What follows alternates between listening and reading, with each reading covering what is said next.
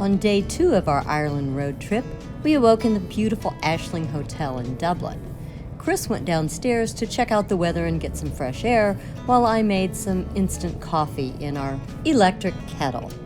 I decided I'd take a shower, so I headed into the lovely bathroom. So the bathroom is very nice. Oops! Except the lights are shutting off automatically. I realized that when Chris left, he took his room key with him.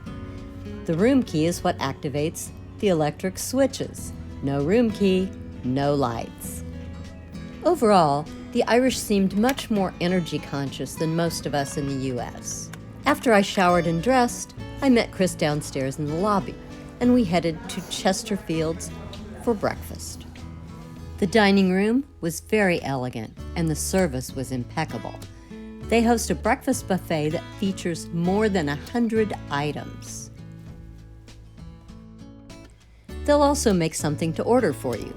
We decided it was time to try our first full Irish breakfast. Irish bacon is more like a cross between ham and bacon. White pudding is a mixture of some kind of grain, like barley or oatmeal, mixed with pork or beef suet, spices, and maybe some pork. The black pudding also has beef or pork blood added to it. They're similar to scrapple or geta in the United States and taste kind of like a mild sausage. Rather than soda bread or toast, I opted for a yummy scone with preserves. Don't forget the Irish butter. After breakfast, we headed out of the hotel and just a couple of blocks over to the nearest hop-on, hop-off bus stop. And on this ride, we got our first official slagging.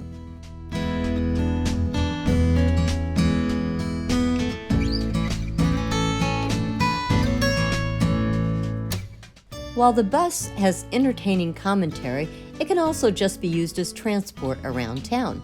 So we apologized to the driver when we got off very shortly. "Aw, that's all right," the driver said. "I was going to throw you off at the next stop anyway." We first heard about slagging from one of our favorite Irish YouTubers, Diane Jennings. We'll put a link to her channel in the show notes. One thing you need to be cautious of when you're out and about in Dublin is the train tracks that run right down the street. You have to really be aware. In case you haven't noticed, there was one right outside our hotel. And they get very close to you when you're walking on the sidewalk.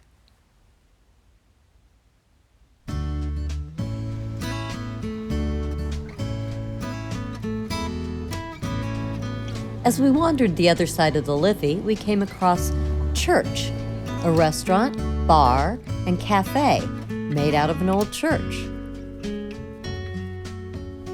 We also stopped back by Jameson's to pick up a few souvenirs.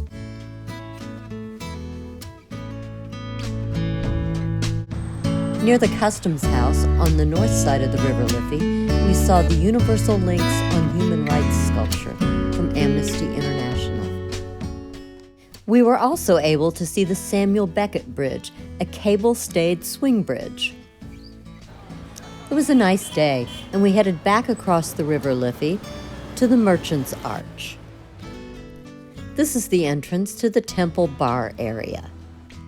Our tour bus driver explained to us that this was a magical arch. People went in one way sober and came out the other way drunk.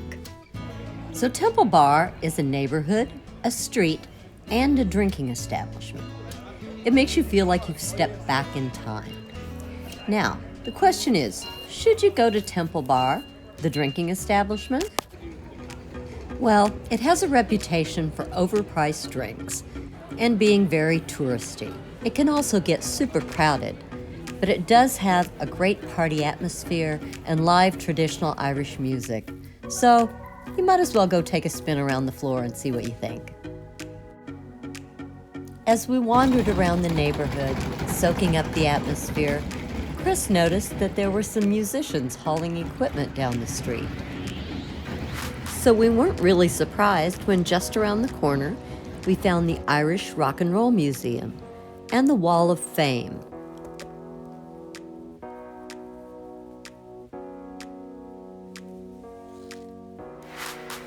But we had places to go and things to do, so we went back through the Magic Arch and back out onto the River Liffey, where they were kayaking on the beautiful sunny day. We were headed for our reservations at the Guinness Storehouse.